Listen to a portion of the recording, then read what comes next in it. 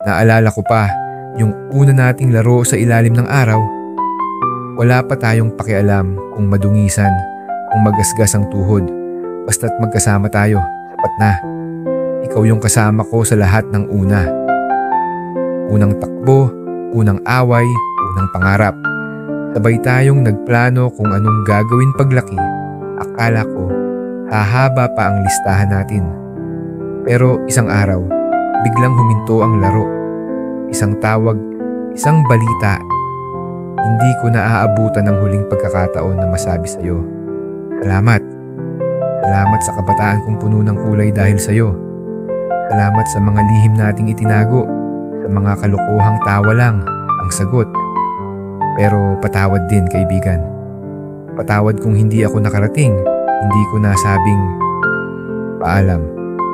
Ngayon, bumabalik ako sa lumang kalsada natin. Pero walang sasalubong.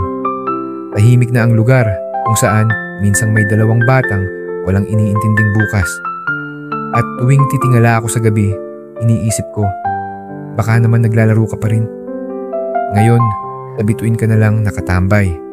Kahit wala ka na, dala-dala ko pa rin ang alaala mo. Kahit hindi ko nasabing paalam, sa puso ko, hindi ka mawawala.